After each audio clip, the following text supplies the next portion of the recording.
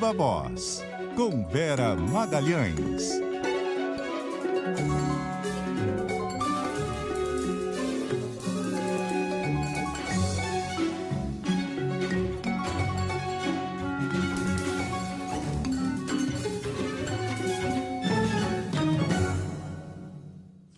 Vera Magalhães, boa noite, tudo bem? Boa noite, Carol, boa noite, Fred, todos os nossos ouvintes e quem nos acompanha por imagens. Boa noite, Vera. Vera, vamos começar, claro, pelo assunto do dia, que é a internação do presidente Jair Bolsonaro, está sendo transferido para São Paulo. O que a gente já sabe sobre isso, informações de bastidor sobre a gravidade do quadro do presidente, hein, Vera? Pois é, Carol, é um quadro que requer cuidados, né? Todo mundo muito cauteloso, mas não é um caso de grande gravidade. O presidente, desde que foi esfaqueado, né, sofreu um atentado contra a sua vida durante a campanha presidencial no dia 6 de setembro de 2018, lá em Juiz de Fora, em Minas Gerais, ele já fez uma série de cirurgias para tentar consertar aspectos específicos do que a facada atingiu. A facada o atingiu na região abdominal, causou ali problemas no seu intestino, fez com que ele tivesse de colocar uma tela na região intestinal e ele já fez, subsequentemente, 5 ou 6 cirurgias para resolver aspectos específicos desse procedimento inicial, que foi um procedimento bastante invasivo. O primeiro quadro, quando o presidente foi esfaqueado, de fato era muito grave. Nessas outras cirurgias, as que aconteceram depois, ao longo desses anos, ele sempre se recuperou bem. O que vinha acontecendo agora? Há 11 dias, pelo menos, o presidente estava com um soluço contínuo. Era um quadro que causava bastante desconforto a ele. Ele praticamente não conseguia nem falar sem soluçar por várias vezes. O soluço é uma contração do diafragma. Segundo as explicações que estão sendo dadas pelos médicos às pessoas próximas do presidente, o soluço já era uma consequência de algo que é uma obstrução, provavelmente uma obstrução no intestino do presidente, causada por uma aderência ou por uma brida dessas cirurgias anteriores. Então, o mais provável é que ele tenha de se submeter a uma outra cirurgia para correção dessa obstrução, e é uma cirurgia que não é muito complexa, mas é um lugar que já foi muito mexido nessas outras cirurgias. Ele está sendo transferido para São Paulo para passar por esse procedimento que ainda não está 100% confirmado, mas que é muito provável que aconteça, que pode ser que aconteça ainda hoje, no hospital no qual atua o seu médico de confiança, que é o Dr. Antônio Macedo. Dr. Macedo, quando operou Bolsonaro pela primeira vez, foi até Juiz de Fora, trouxe o presidente para São Paulo, ele atuava no Hospital Albert Einstein. Desde então, ele já se transferiu, assim como vários médicos de outros hospitais, para a versão de luxo dos hospitais da Redditor, que é o Hospital Vila Nova Star. Então, deverá ser lá que o presidente vai ser examinado previamente e provavelmente também operado novamente. Se for confirmada aí a necessidade da cirurgia, Vera, claro, os médicos vão dizer quanto tempo ele vai ter que se afastar do cargo, mas a gente vive um momento aí muito delicado na política, de escândalos e tudo mais. O vice Mourão não é exatamente, né, um nome aí que o presidente se dá muito bem. Como é que fica essa questão aí do cargo vago nesse período aí de possível cirurgia, Vera? Para as várias pessoas a quem eu perguntei, ainda não estava claro isso, se o vice-presidente Mourão assume a presidência da República. Essas questões a que você se referiu, Fred, não são de menor importância. Elas serão levadas em conta na hora de definir se o presidente vai passar o cargo, ainda mais no momento em que a CPI ainda está atuando, o recesso parlamentar não começou, mas alguns auxiliares do presidente aconselharam a que ele se afastasse totalmente da política, não tentasse, como fez de outras vezes, não, já vou voltar já vou voltar amanhã, já vou manter minhas atividades, já vou manter minha agenda. Ele sempre demonstra uma ansiedade muito grande para retornar aos seus afazeres, inclusive as lives, as viagens políticas. Das outras vezes ele descansou muito pouco tempo, viajou inclusive algumas vezes logo depois de sair do hospital. O conselho que ele está recebendo da parte de ministros, de assessores, é para pisar no freio desta vez, justamente porque ele está há dias já com um quadro de constipação muito grande. Isso está afetando inclusive o sono, o humor do presidente. Então, não se sabe também qual vai ser a extensão dessa cirurgia, caso ela venha a acontecer. Então, acredito que isso vá se definir nas próximas horas. Já houve outras vezes em que ele foi operado, que Bolsonaro não se licenciou do cargo. Ele continuou despachando do hospital. Havia ocasiões em que ministros iam até o hospital para audiências de despachos com o presidente. Houve uma das ocasiões que eu me lembro em que o porta-voz se mudou praticamente para o hospital em São Paulo e dava quadros diários ali da saúde, boletins do presidente. Então, não é de se descartar que ele resolva continuar despachando de dentro do hospital. Ele já fez isso em outras ocasiões. Então, convém a gente aguardar uma definição mais clara e mais específica por parte do presidente de como ele vai fazer isso. Vera, e dá para a gente imaginar que tipo de impacto político dessa internação do presidente num momento delicado para o governo?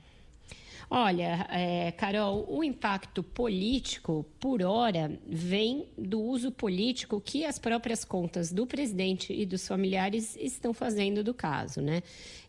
Foi feita uma postagem no Facebook do presidente Jair Bolsonaro com uma foto dele com vários eletrodos ligados ao seu corpo, ele sem camisa, com o abdômen exposto ali, ele numa mesa, numa cama de hospital, em que feito um texto que provavelmente não foi ele. A informação é que o presidente passou uma boa parte do dia de hoje sedado para se submeter a exames, inclusive a endoscopia, que requer uma sedação, requer uma anestesia, mas um texto longo ali, mais um desafio, consequência da tentativa de assassinato promovida por um antigo filiado ao PSOL, braço esquerdo do PT, uma alusão ao PT que nunca teve nenhuma relação com o Adélio Bispo, para impedir a vitória de milhões de brasileiros que queriam mudança para o Brasil. Nunca se comprovou que o atentado lamentável a que Bolsonaro foi submetido naquela ocasião tivesse qualquer conotação eleitoral ou política. A conclusão da própria Polícia Federal, reiterada várias vezes, é que Adélio agiu sozinho e que ele tem transtornos psiquiátricos que levam a que ele esteja até hoje internado. Por Deus, e aí o uso da religião de novo, nos foi dada uma nova oportunidade, para, enfim, colocarmos o Brasil no caminho da prosperidade. Então, um texto bastante longo, que cita Deus umas 4 vezes, cita o slogan de campanha do presidente, cita em várias ocasiões a esquerda, a corrupção, etc., como contrapontos a Bolsonaro, e faz uma vitimização num momento em que o presidente está muito fragilizado politicamente. Só lembrando, se não tivesse sido internado hoje, Bolsonaro teria participado de uma reunião pedida por ele com os chefes dos demais poderes. Reuniões desse tipo já aconteceram em diversos momentos desde que ele tomou posse. Momentos, sobretudo, em que o governo está no corner, que está ali passando por dificuldades. O que se faz nessas ocasiões normalmente? Fotos protocolares e pregações pela união de esforços, união dos poderes, concertação institucional. Isso dura geralmente o tempo que é necessário para baixar a poeira das crises e, na sequência, o que acontece é o presidente comumente voltar a campo, voltar à carga com ataques a essas mesmas instituições, muitas vezes aos próprios participantes dos encontros. Isso tem sido a constante, esse tem sido o método político usado no governo dele. Para ter uma ideia, amanhã aconteceria a live. E o presidente, nesta live, tinha prometido uma bomba que viria, portanto, no dia seguinte a essa suposta reunião de união dos poderes. E no sábado, o presidente iria a Manaus para mais uma motociata, que são esses eventos em que ele tem aparecido montado em motos, passeado por aí com apoiadores e feito ataques sistemáticos ao judiciário e aos seus adversários, inclusive integrantes da CPI. Por que Manaus? Porque é a base política do presidente da CPI, senador Omar Aziz. Então, não é que o presidente estivesse no modo trégua total. Ele estava dando uma no cravo e uma na ferradura quando foi internado para essa série de exames e agora, provavelmente, para uma cirurgia. Então, o efeito político, neste momento, tem sido que a família está fazendo um roteiro muito parecido com aquele de 2018, de usar um incidente grave de saúde do presidente para vitimizá-lo, para mistificação da sua imagem e para a associação desses dissabores com a política. No caso, no atentado, que era mais que um dissabor, era um atentado contra Bolsonaro, e agora, no caso desse agravamento da sua situação gástrica. Além disso, também tem o fato de que essa internação e essa possível cirurgia pode acabar desviando um pouco o foco das atenções na CPI ou nos escândalos. Você acha isso, Vera? Isso, claro que não foi programado pelo presidente, é evidente, mas isso pode acabar sendo até interessante para ele politicamente, ou não? Eu acho que ele conta com isso, Fred, com certeza, porque vai coincidir também com o início do recesso do Congresso, que é um período que se espera que a CPI interrompa os seus trabalhos. Mas essas coisas, esse tipo de caso, quando ele começa, é meio água morro abaixo, fogo morro acima. É difícil de conter. Por quê? Porque a CPI já reuniu uma quantidade de documentos, uma quantidade de depoimentos e de provas que vão gerando braços novos de investigação, vão gerando reportagens, vão abastecendo a imprensa. Então, ainda que ela entre em recesso, vai ser um período muito pautado por desdobramentos dos primeiros depoimentos colhidos, desses documentos que chegaram, das quebras de sigilo, das contradições entre os vários depoentes. Então, o assunto não vai sumir do noticiário. É impossível fazer com que esse assunto suma do noticiário. Ainda nessa semana, a gente tem outros depoimentos ocorrendo na CPI. Então, é claro que, até por parte de adversários, passa a haver uma cautela maior para tratar do presidente, para rebater eventuais ataques ou até para fazer ataques a eles.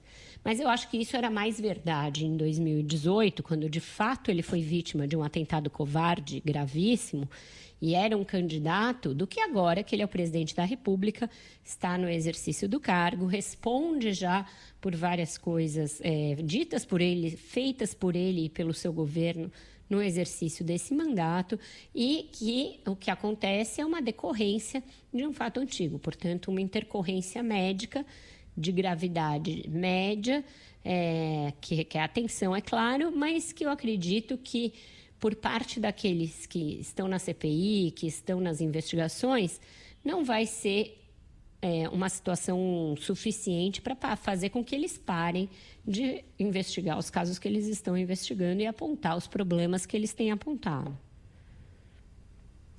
Falando em CPI, Vera, hoje foi o depoimento da Emanuela Medrades da Precisa e ela mudou totalmente de estratégia, né? Porque ontem se recusou a responder, depois disse que estava exausta e hoje chegou bem falante na CPI e em alguns momentos até num tom de um certo desafio aos senadores, né? Parecia outra pessoa, né? Outra personagem, né, Carol? Impressionante. Você gosta da gíria carioca cheia de marra, né, Vera? Ela estava totalmente cheia de marra ali. E, assim, os senadores até brincaram. Acho que ontem ela era da Global e hoje da Precisa, porque são duas empresas quase com a mesma base societária. Que já Ruth fizeram, Raquel. Que já fizeram contratos ali com o governo federal e que mudaram só ali de nome, de CNPJ, justamente para que a empresa pudesse voltar a ter contratos com o governo, uma vez que ela era enrolada anteriormente, porque a estratégia mudou da água para o vinho. Eu perguntei para vários senadores qual era o diagnóstico deles a respeito dessa mudança de estratégia. Ontem ela se recusava até a dizer qual era a base do seu contrato funcional com a empresa. E hoje falou tudo. Só a decisão do ministro Fux, que deu aquela uma no cravo, uma na ferradura, como a gente disse aqui ontem, e deu a entender que ela não podia se recusar a falar tudo, só isso não explica tamanha mudança. Então, o que os senadores acham, aqueles senadores com os quais eu conversei? Amanhã não, hoje mesmo, na parte da tarde, a CPI pretendia ouvir o Francisco Maximiano, que é o presidente da Precisa, portanto, o chefe dela, que é a diretora técnica da empresa. Eles acham que ela foi instruída a usar o tempo inteiro para que se terminasse essa semana sem que o Maximiano precisasse sentar perante os senadores da CPI, ganhasse tempo, portanto, para depois do recesso, provavelmente, porque semana que vem não tem mais trabalhos presenciais da CPI e amanhã já tem marcado o depoimento do Cristiano, o presidente da Davat, aquela outra empresa enrolada. Então, essa é uma hipótese aventada por alguns dos senadores com os quais eu conversei, que ela tenha sido usada como uma espécie de boi de piranha do presidente da Precisa para gastar o tempo e ficar falando ali e para que ele sentisse o clima, sentisse o que os senadores têm sobre a empresa, o que eles têm contra ele, para poder montar o seu depoimento de uma maneira melhor. E o depoimento dela, ele é cheio de buracos, cheio de imprecisões em pontos muito importantes. Então, para o presidente da empresa, pode ter sido uma prévia interessante. Quais esses buracos, quais esses pontos falhos, principalmente, que você verificou na fala de hoje, hein, Vera? Eu verifiquei pelo menos três inconsistências que são cruciais, são fulcrais, nesse caso, Covaxin, da compra da vacina indiana Covaxin, Fred. O principal deles é relativo ao tal do invoice, aquela nota fiscal que foi enviada pela Precisa para o Ministério da Saúde, com uma série de imprecisões, inconsistências e até ilegalidades no entendimento da CPI e que foi sendo paulatinamente corrigida. A primeira versão dada pelo Luiz Ricardo Miranda, o servidor do Ministério da Saúde, pelo próprio ministro Onyx Lorenzoni naquele seu pronunciamento translocado no início desse caso. E por ela mesma, Emanuela Medrades, que fez uma audiência pública no Senado Federal a respeito dessa compra, era de que a primeira versão da invoice chegou no Ministério da Saúde em 18 de fevereiro. E por que essa data é muito, muito, muito importante? Para que o nosso ouvinte, nosso espectador entendam qual que é o busilis aí.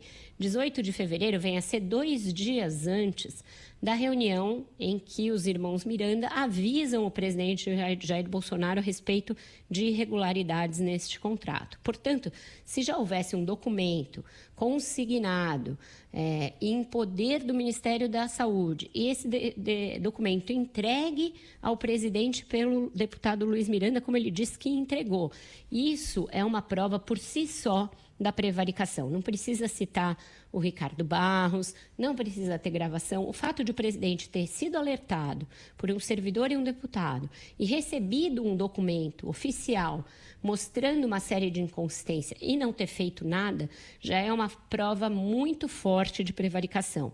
Então, ela parece imbuída agora em tirar essa data do dia 18 de fevereiro do cenário, jogar lá para o dia 22, portanto, 2 dias depois da reunião com Bolsonaro, para tirar o presidente da cena do crime.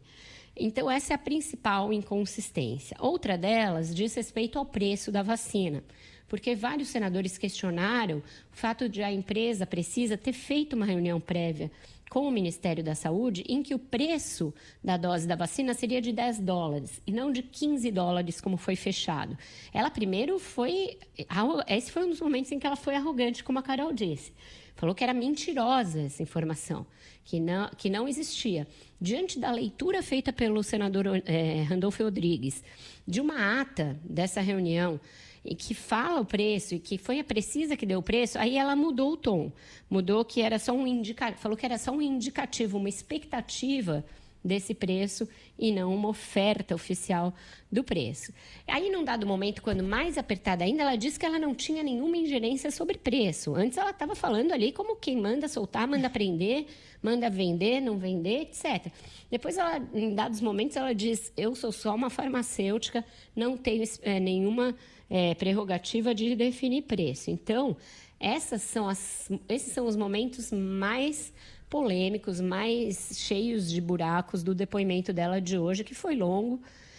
E achei que os senadores hoje estavam muito mais bem preparados. Eles realmente fizeram um dever de casa. O Renan Calheiros, que eu sempre acho que está meio disperso na hora de fazer as perguntas, fez as perguntas corretas. O senador Alessandro fez uma inquirição impecável a ela, fez com que ela se perdesse em vários momentos. E a senadora Simone Tebet mostrou uma dessas contradições que a deixou até nervosa, fez com que a base do governo se abespinhasse ali, saísse berrando, o senador Fernando Bezerra Coelho berrando, etc., porque hoje os senadores da oposição estavam com a lição de casa muito bem feita. Teve até um bate-boca da Simone Tebet com o Flávio Bolsonaro, né? Até agora não consegui descobrir o que ele falou para ela, que fez com que ela ficasse muito pistola, virou para trás e falou: o senhor me respeite, repete no microfone o que o senhor disse fora, porque eu vou acionar o Conselho de Ética e tal. E ele se fez de morto, falou: não vai mentir não vai inventar nenhuma historinha. Não sei o que ele falou. Agora, Vera, 2 observações sobre isso que você está falando. Essa história da data, até comentei na abertura do programa. Falta combinar com os russos, porque na coletiva de junho, o coronel Elcio Franco falou que esse documento chegou pelo Dropbox no dia 18. Exatamente, então, exatamente. Não está batendo. A versão dele é a mesma dos servidores da saúde. Aí vem ela dizer que não, que foi só no dia 22. E o outro grande ponto de interrogação que eu acho que fica no ar e ela não respondeu é quanto a Precisa levou nesse contrato. E ela disse que tinha uma questão de confidencialidade, que não poderia dizer. Isso é um ponto-chave, né? Porque se teve realmente direcionamento, se o empresário é amigo dos amigos, quanto é que a Precisa está levando nessa brincadeira? A gente não sabe, né? Bem lembrado esse aspecto que eu também eu notei na hora e não tinha trazido, você tem toda a razão. Assim como também hoje, Carol, surgiu um outro aspecto nebuloso em reportagens, já fruto de documentos obtidos pela CPI, de que dias antes da assinatura do contrato, que foi assinado efetivamente no dia 25 de fevereiro, dias antes dessa assinatura, a Precisa transfere R$1 milhão para uma associação, que até aqui não tinha aparecido, de empresas indianas. E aí, questionada sobre essa empresa, sobre essa associação, a empresa diz que é uma associação que ajuda em relacionamentos com laboratórios, com empresas indianas, etc., mas tem dinheiro correndo aí nesse meio que a gente ainda não tem o mapa completo de quem ganhou o quê, que tipo de comissão cada um recebeu. E aí não estou falando nem de propina, esses negócios têm comissões. Tem uma série de empresas, além da empresa Madison, que é a empresa terceira ali do contrato, surgiu uma outra incubadora de contratos, que ela falou que era a empresa que fazia também essas relações. Enfim, tem todo um cipoal de empresas e associações aí nesse meio que a CPI ainda vai ter muito pano para manga, certamente. Agora, com esse recesso, fica aquela sensação de que na hora que o capítulo está chegando no final, né? Aí sobe as letrinhas, acabou, só em Vem uma reprise, né? Que nem quando parou as novelas e começaram a reprisar Amor de Mãe. Mas eu acho que não vai ser assim, não. Calma, Fred. Acho que vai ter notícia aí nas próximas semanas. Não vamos... De falta de assunto, a gente não vai padecer aqui, não. Fica tranquilo. Certamente. Agora, Vera, para a gente fechar, vamos falar de uma outra notícia importante, que foi o fato do ministro Alexandre de Moraes ter decidido compartilhar provas de 2 inquéritos com o Tribunal Superior Eleitoral e, em adição a isso, ele designou para esse novo inquérito um delegado da Polícia Federal que tinha sido afastado pelo novo diretor-geral da corporação. Exatamente. Felipe Leal, que tinha sido afastado ali do Serviço de Inquéritos Especiais em abril pelo novo DG, né, o novo diretor-geral, Paulo Maiorino. Então é isso, Carol. Alexandre de Moraes apertando os torniquetes aí em vários pontos em que ele está envolvido. E aí, nesse caso dele mandar as provas para o TSE, é engraçado, porque é como se ele batesse o pênalti e corresse para defender. Por quê? Porque ele é o relator desses inquéritos, mas também será o presidente do Tribunal Superior Eleitoral na eleição. Então, o que ele está fazendo com isso? Ele está fazendo como a cigarra e a formiga, enquanto o Bolsonaro banca a cigarra, falando ali, e falando, ele está guardando folha para o inverno, está guardando provas. No ano que vem, caso o presidente resolva tumultuar o ambiente, o processo eleitoral, com essa história de fraude daqui, fraude dali, ele e Alexandre de Moraes vai ter uma série de provas de outra coisa, de outras fraudes, provavelmente, de outras tentativas de fraudar as eleições praticadas por apoiadores do presidente. Então, ele está se precavendo e munindo a Justiça Eleitoral de elementos para enfrentar uma esperada guerra de narrativas por parte do bolsonarismo no ano que vem. Se o Bolsonaro está tendo problemas e soluços, aí soluços metafóricos, com o Barroso à frente do TSE, com o Alexandre de Moraes, eu acho que a coisa vai ser ainda mais complicada, porque ele tem dado mostras de que não vai se intimidar e não vai parar diante dessas pressões dos bolsonaristas contra a justiça e a justiça eleitoral. Então, vem chumbo grosso por aí e o ministro está movendo peças ali estrategicamente no tabuleiro para se posicionar bem para 2022. Então tá bom. Vera, obrigada pela participação. Boa noite para você. Até amanhã. Obrigada, gente. O Viva Voz volta amanhã e a gente vai seguir acompanhando aqui as notícias. Até lá. Tchau, Vera. Tchau, tchau.